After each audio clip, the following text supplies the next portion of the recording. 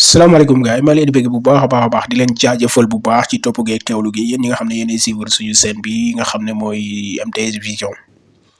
di ñaan ñi nga xam ne gan lañ ci chaîne bi ñoo abonné ci bës cloche de notification bi yokku ñu doole gars yi tey ñu indil leen vidéo boo xam ne bu am solo la waaju am xam-xam wax dëgg yàlla ak li mu wax ci voyage premier ministre ba ak li nga xam ne premier ministre dem na doxi ji ko te ñu baree bari di nekk di diaboliser y compris waa TFM mii mais déglu leen li mu wax ak ñoom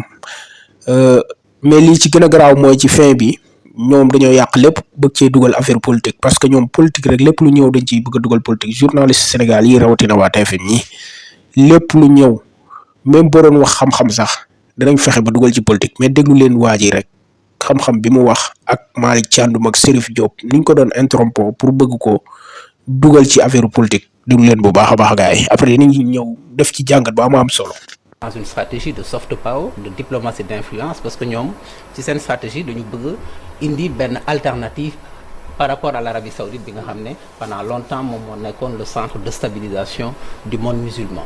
Donc mu nekk ci benn stratégie boo xam ne de diversification de diplomatie d'impact bu Émirats di def pour assurer un leadership aussi dans ce qu'on appelle le sud global parce que ñoom dañu jàpp ne aussi seen prospérité dafay dépendre aussi ci seen en tout cas seen impact bi ñu am dans le monde musulman pour contrer un peu Riyad ou Ankara donc la Turquie bi nga xam ne dañ doon agir ci loolu. Alors je peux pas aisément dire que peut-être que la mission du Premier ministre dafa doon def diplomatie de sauvetage parce qu'on n'a pas de communication officielle dans ce sens mais simplement c'est de dire que c'est une pratique boo xam ne Émirats arabes unis daf koy def et on regardera des exemples internationaux dëkk yu bëri lu ci mel ni Égypte de 2013 à aujourd'hui les Émirats ont injecté environ 22 milliards de dollars US ci économie Égypte dëkk bu mel ni Éthiopie récemment def nañ fa 1 milliard de dollars dëkk bu mel ni Jordanie dëkk bu mel ni Pakistan def nañ fa 3 milliards de dollars dëkk bu mel ni donc Soudan et Mauritanie bi ñu jege sax plusieurs centaines de millions de dollars les Émirats dugal nañ ko fa donc dafa nekk ci stratégie Émirats donc une diplomatie d'impact d'influence sécuriser seeni approvisionnement aussi stratégique am être un peu un hub de stabilisation comme ni Doha tey nekkee di def diplomatie d'influence pour di dajale nit ñi di def ay accords internationaux di résoudre ay crises foofu donc Abu Dhabi s'inscrit dans cette stratégie de diplomatie d'impact. Kon kay yaakaar naa ne puisqu'il était parti avec le ministre des finances ñu am njort que ne que comme diplomatie de sauvetage bi la demoon wuti ji voilà. et que le président de l'Assemblée a dit que dafa wuti xaalis. waaw ok moom diplomatie sauvetage la demoon wuti. te ñoom gis nañ ñu am ay fonds souverains yu bëri ci dëkk yooyu. absolument luy mëbat li yooyu fonds. waaw xam nga boo xoolee la cartographie des opportunités tey boo xoolee cartographie des opportunités région du monde boobu li ñuy wax région MENA nord Middle East North Africa donc particulièrement Moyen-Orient ñoom dañu bëri ay fonds souverains. donc côté boobu nit ñi bu ñu fay dem dañuy xam ne mën nañ fa am des investissements étrangers donc dëkk bu mel ni Abu Dhabi am fonds yu bëri ñu am Abu Dhabi Fund for Development am li ñuy wax ADIA mooy Abu Dhabi Investment Authority c'est l'équivalent du Qatar Investment Authority ñu am aussi la Banque centrale des Émirats arabes unis donc ce qui fait que ñoom seen stratégie de diplomatie économique mooy que dañuy utiliser des investissements souverains dañuy utiliser beaucoup xaalis pour mën a dem di impacter aujourd'hui dans les pays du Sud donc pour comprendre que Abu Dhabi aujourd'hui les Émirats seen stratégie de diplomatie économique mooy kon dañu jàpp ne ñoom seen prospérité dafa bokk ci stabiliser les pays musulmans et particulièrement en Afrique maintenant ñun Sénégal forcément on n'est pas en détresse économique on n'est pas en crise financière aiguë mais on est peut-être dans une zone aujourd'hui en tout cas d'observation où on est dans une zone mais Bloomberg loolu la waxoon na détresse financière. waaw mais on est moi je pense qu'on est. il y a une semaine c'est ce que Bloomberg avait dit. parce que détresse financière bi mooy ñu dem ba ci risque de paiement cessation de paiement défaut de paiement amaguñ ko. fonds yi nga xam ne diplomatie de sauvetage bi daf koy indi. mais dañuy lépp Babacar boo xoolee maanaam ci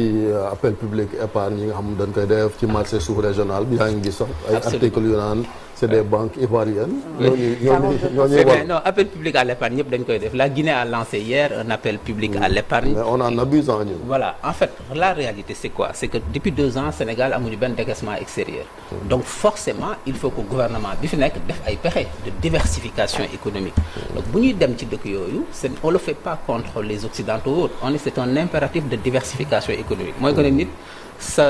comme li olof di wax doo jël sa nen yëpp def ko ci benn mbuus. Donc il faut que ñu diversifier suñu partenariat. Maintenant ci stratégie diversification bu Sénégal lan la ci mën a am parce que tey bu fekkee ne tey diplomatie de sauvetage boobu rescousse diplomatie bi mën na permettre un appui budgétaire boo xam ne mën nañu éviter cessation de paiement. Xam nga cessation de paiement mooy nga nekk un pays en faillite. Aujourd'hui Abu Dhabi on n'a pas le même niveau de détresse que l'Égypte bi nga xam ne Abu Dhabi mi ngi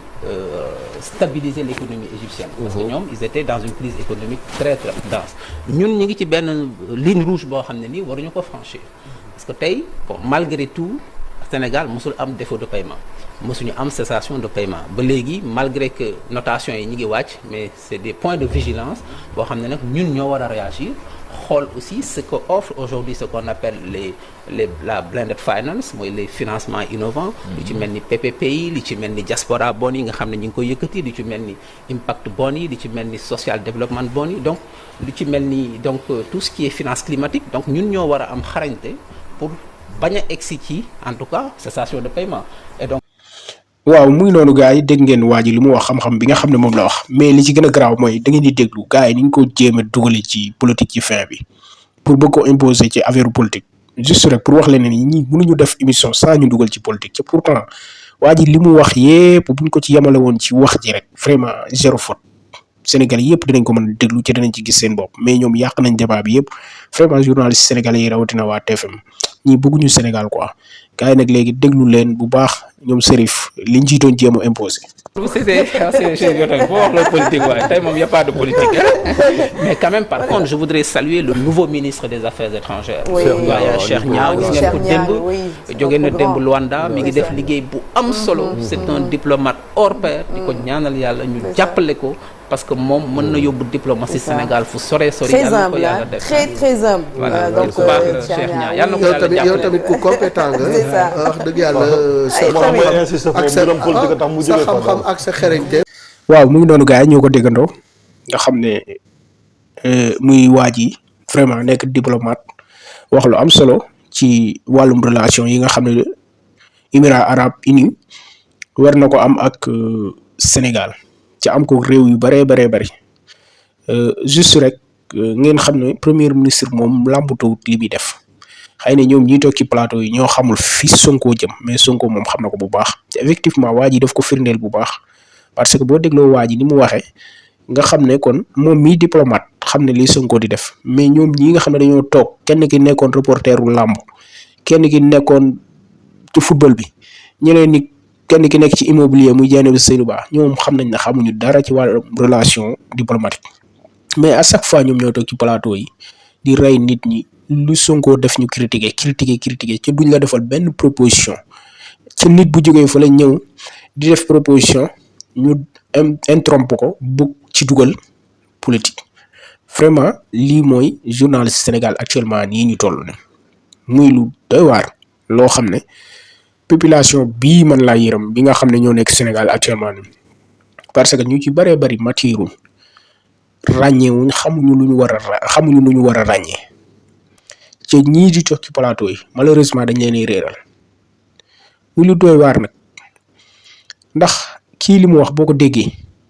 dëgg fi mu ko teg nga xam ne aqulaay taalaam la wax dëgg la naam moom nekkoon na ci ministère bi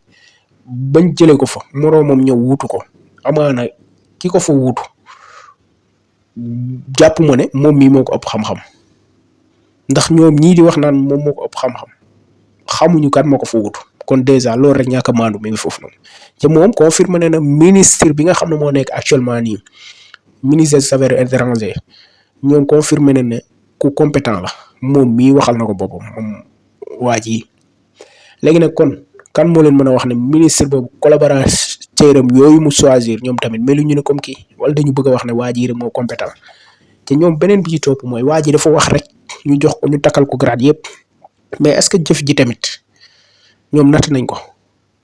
xam nga nit mën na wax nga dégg wax ji jub trop leer na ñi nekk lu rafet te macha allah mais jëf ji la ñuy xaar ba xam mais ñoom waa ji dafa wax rek ku wax ji neex a dégg et puis muy xam-xam bu leer nañ ñu ne ko yow da nga compétent pourtant am na ñeneen ñoo xam ne dañu compétent ci liggéey mais mënuñu wax comme waa ji ni ñu waxee am na ñoo xam ne mënuñu sax toog ci plateau boo dee xool ñi gën a compétent ci administration bi ñu ci bari mënuñu sax def débat parce que yàlla mënu la may lépp mënu la may communication bu leer may la tamit leneen li loolu moom yàlla moo binde noonu àdduna am na ñoo xam ne nag yàlla mën na leen a may leneen ak leneen ak leneen yàlla mën na leen a may et puis ñu xaw a complet mais nit koo xam ne da nga complet total amul. léegi nag li may waxaat mooy journalistes yi ñoo ñu war a dimbale ngir yàlla ca di woo borom xam-xam yu mel nii ñuy wax lépp lu ñu xamul dara balaa ñu ciy wax ñu laajte mais lu tëb ca làng ga rek nga jëw dugg ci manipuler wax ci lu leen neex tey ñu ngi nii démb amul lu ñu wax Ousmane Sonko tey ñu ngi nii toog invité waa ji tegal na leen programme bu leer nañ kenn amul lu mu ci dindi kon lii rek gàcce la waaw vraiment man dama tiit ci Sénégal quoi ci façon journaliste yii nii di toog ci plateau yi te ñu ne ñoom ñoo defi woon formation finalement da ngay comprendre lan moo tax Abdou Nguer ñëw am baat ci réew mi loolu da nga koy comprendre bu baax a baax di jaajëfal ñëpp gars yi di ngeen ñaan yéen ñi nga xam ne gan ngeen ci seen bi ngeen abonné ci bës cloche de notification bi yokk ñu doole jaa ngeen jëf